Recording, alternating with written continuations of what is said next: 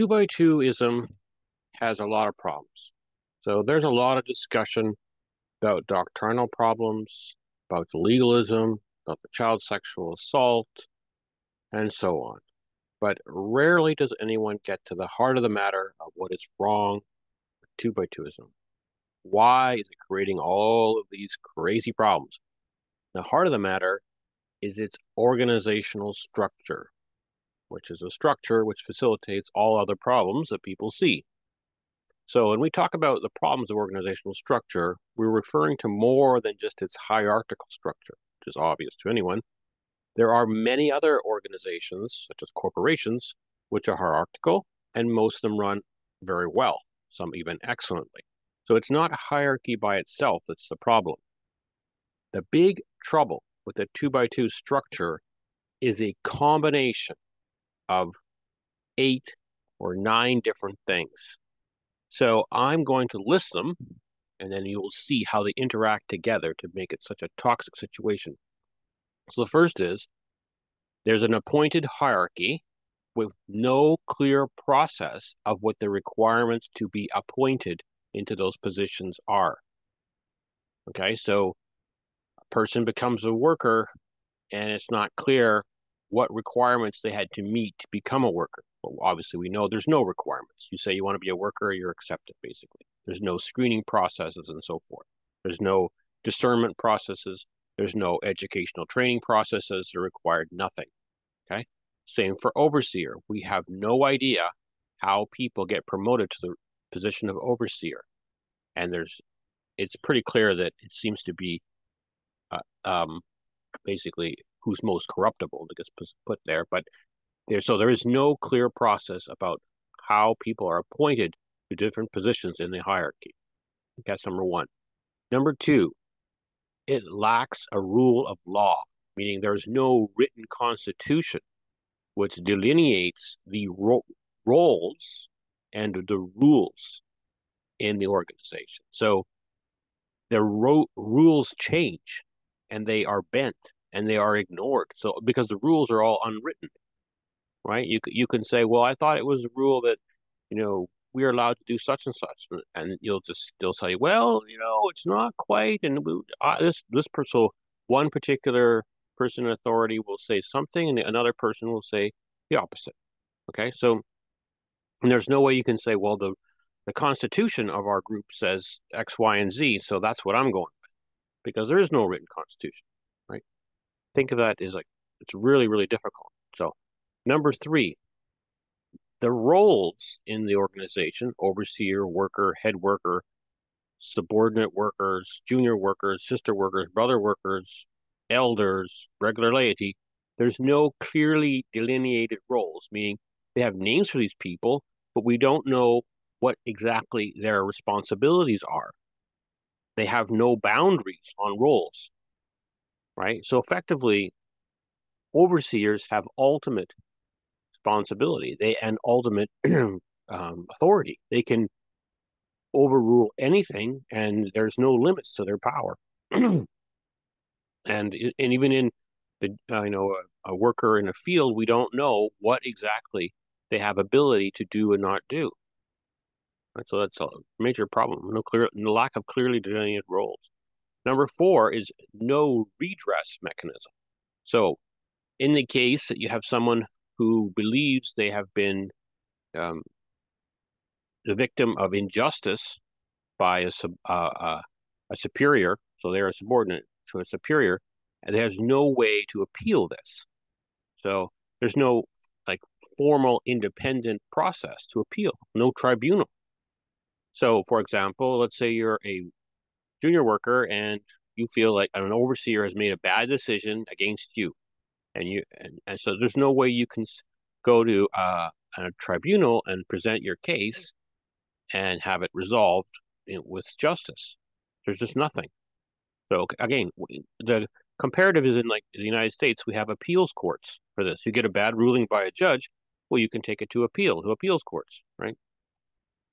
It's the same thing in a corporation. You have an HR department because if a manager makes a bad decision, you can take it to the HR department. Well, here there's no such thing.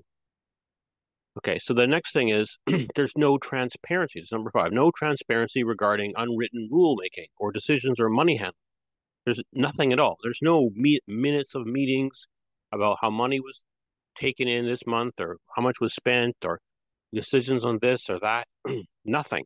So basically, you put money into the system and orders come out. You don't ask who, when, why, what, where, or how. They don't give you any of this information, right? That's very bizarre. If you think about your local municipality or county, they have meetings of the councilors or board of directors or board of commissioners, and they publish the minutes every month.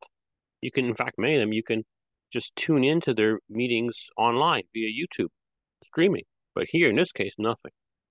Okay, number 6, there's no contact or communication allowed with other religious organizations. So there's no way to pollinate or populate your organization, 2x2 organization, with best practices from other religious organizations because you don't talk to them, right? So this, what happens? You get a groupthink, massive case of groupthink, right? So think about this: other corporations don't do this. They actually hire consultants, pay a lot of money for consultants to come in and tell them what other corporations are doing, and so they can get best practices. 2x2s, they have no interest in best practices. Number 7 is there's no board of directors comprised of various representatives from different parts of the organization, such as clergy and laity, to control or hire or fire the top leaders, such as the overseers, right? So if you have a corrupt overseer, there's no way of removal, none at all. Now, you say, well, the Catholic Church, if they have a corrupt pope, there's no way of removal. That's not true. There, in fact, are numerous ways to remove a pope who's corrupt. If the Pope is saying or doing things heretical, that's against the magisterium and canon law, Pope can be brought up for trial and removed. Now, does it happen? Obviously, it hasn't happened in recent history, but it can. It's possible. In other denominations, there's all kinds of mechanisms to remove bad leaders. So, in fact, many of the leaders are elected for fixed terms. And here, there's no elections. And there's no board of directors to remove anything. Okay. And number 8, there's the 2x2 organization is not a legally recognized entity by the law of the land, the government, the state, right? So this limits the state's ability to enforce its laws onto the 2x2 organization because there's no entity to prosecute, right? So basically, the 2x2 organization is operating exactly the same as the way organized crime operates, right? So this is a huge problem. No other church does this. All the other churches have legal entities recognized by the state. So those are major problems. So anyways, what is these things? Well, if you put these all together in political science terms, it's called despotism. So this is pretty much how North Korea is set up. For religious groups, the technical term is a cult. I know you don't like the word cult, but that's what 2x2ism is. I mean, you don't get to be a cult if you don't have this sort of characteristics about your organizational structure. So aside from the absolute control these structures create, they also create a lot of schizophrenia, anxiety conditions in the members as the rules are constantly shifting beneath their feet, right? So these types of organizational structures are obviously very unhealthy, but more importantly, in order for them to even exist, they require very strict punishment of anyone who begins to question things. So because dissent will spread like wildfire through these organizations, so it must be stamped out fiercely. Hence, excommunications and shunnings and all this kind of stuff, controls on information, and don't go on the internet, don't have a TV, don't listen to the radio, all this kind of stuff, right? It is informational control. Well, you think, oh, that's not 2x2s, that's not us. It's like, really? Let's test and see if it's true. So, who are the top leaders of the 2x2s? Well, they're the overseers. Well, how did they get their job? Well, I don't know. Were they elected by the Friends or Workers? No. Did the Friends elect representatives who elected overseers? No. Do the overseers have term limits? No. Do the overseers have complete authority over workers? Yes. If a worker disobeys an overseer, what happens? The worker's punished. Can the worker appeal the decision of the overseer? No. Overseer's authority is absolute. If a friend is punished by a worker overseer, what redress does he or she have? None. Do the overseers have a written constitution, bylaws, which govern what they do and do not have authority over? No, no such thing. They have complete authority over workers, even down to determining their hairstyles. Do the overseers meet to discuss matters? Yes, they do. Is anyone allowed to those meetings? No. Are minutes of those meetings published for workers or friends to read? No. All the money which friends contribute to the 2x2 structure, where is it? I don't know. Are there open financial records of all the money? No. Are there written rules about doctrine? No. Is doctrine different for 2x2s in different parts of the world? Yes. Widely different. Yes. I mean, there's drinking some areas, no drinking here, divorce here, no there, TV here, no TV there. It's ridiculous. Are 2x2s encouraged to research, investigate, and educate themselves in Christian doctrine from other sources than workers? Absolutely not. So Christian reading material is forbidden. Do the friends have any vote in any matter? 2x2? No. Do the friends in a local area have a vote who they want as elder? No. Do they have a vote on who they want as workers? No. Do they have a vote on who they want as overseer? No.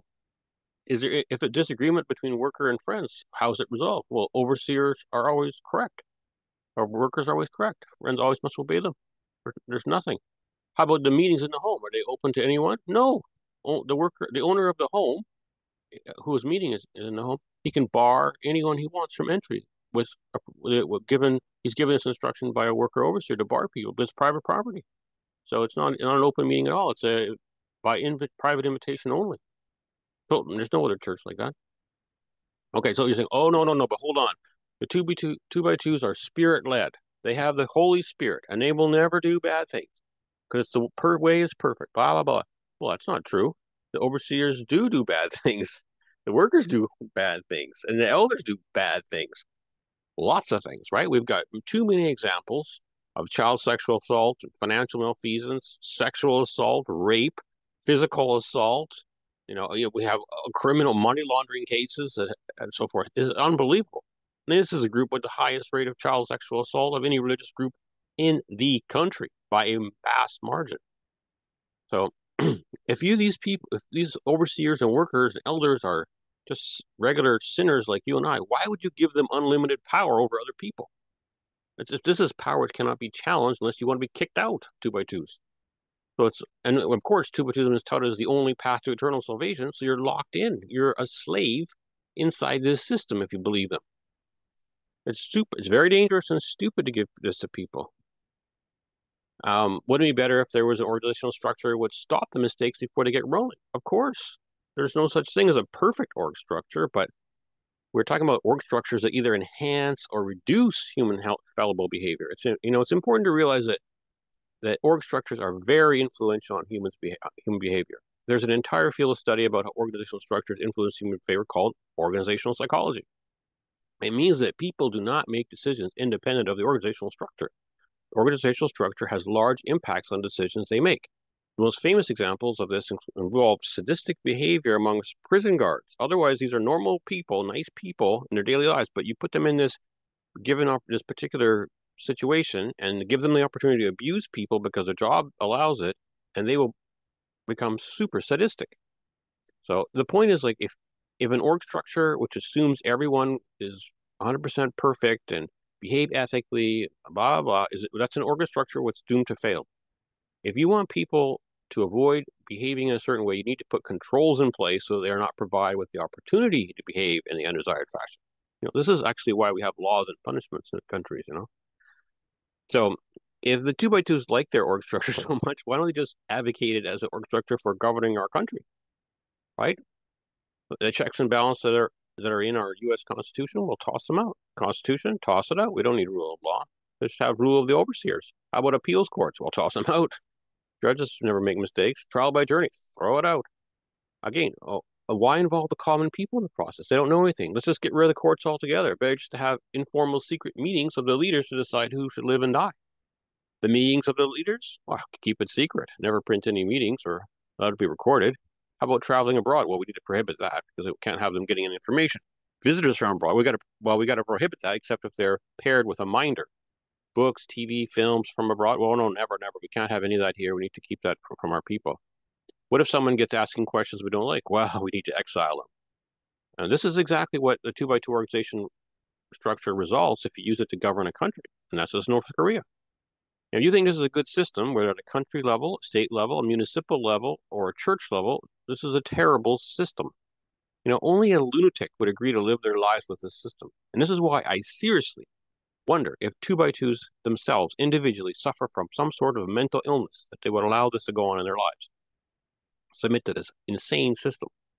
But anyways, it's exactly because of this structure that 2x2ism is such a huge deficit of freedom of speech and thought. I mean, as mentioned, there's no mechanism to ensure that controversial ideas can be voiced without fear of reprisal or expulsion or shunning. There's no question that if 2x2ism had complete freedom of thought, the exclusivism policy or doctrine would die like in a few weeks. It's ridiculous. The desire to purge outside or destructive influence is always, they say, with the best motives in mind, but obviously it's not. I mean, it's to stop any sorts of threats to their power structure. It's just terrible. Now, here you may say, well, at the Roman Catholic Church, they're hierarchical, blah, blah, blah. Well, you know what? The Roman Catholic Church has a lot more laity input into the daily workings of the parishes than you might even imagine. I mean, there's actually council boards in pretty much every Roman Catholic parish that advise and run most of the parish. The priest really is just the spiritual advisor there. I mean, the priest has kind of like the ultimate CEO role in the parish by the canon law, but he can't really do those things because people will leave. So he's very say tied to what the parish itself, the people in the parish want to do, right? And the other thing is the parish priest, he's controlled by the canon law and the magisterium, which is the constitution of the Roman Catholic Church. So he is very limited, and even the Pope is really, he's not that, doesn't have a lot of power actually. He's just kind of a referee amongst all the bishops, and his job is to apply the Constitution, which is the magisterium and the canon law. So this is very different. I mean, it's not comparative at all. And then if you look at all mainline Protestant churches, Anglican, Methodist, Lutheran, and so forth, the laity in those parishes, they have enormous control over the hiring and firing of priests, or even controlling the sermons. If a priest says, has a sermon they don't like, they can say, no, you're not allowed to do those kind of sermons anymore. It's remarkable. And the laity usually, they have, if you're a member of these churches, you vote, and you're allowed to elect a board of directors. They usually call it the vestry, and this vestry operates the committees, and different people can get appointed to these committees, to whatever, the building committee, the prayer community, the financial committee, the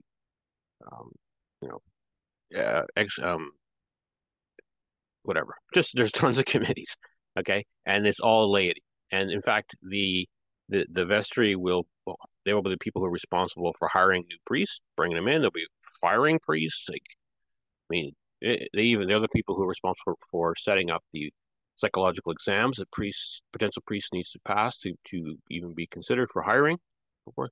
I mean, it's basically like a democracy, right?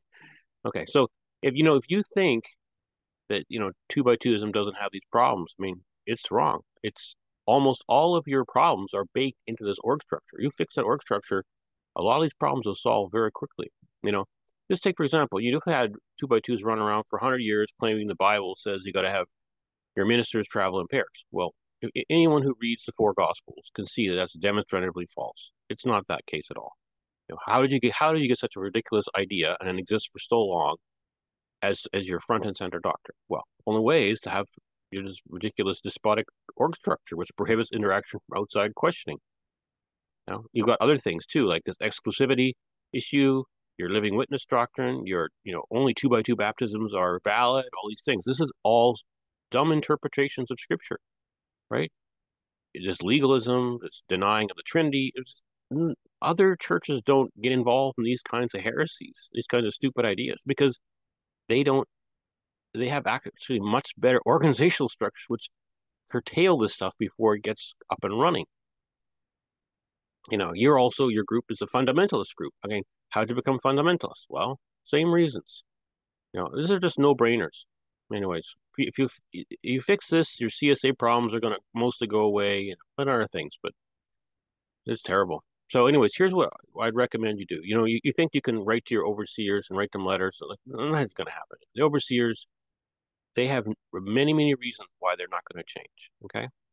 So, but here's what things that you can actually do if you're an average, whatever, friend in the group.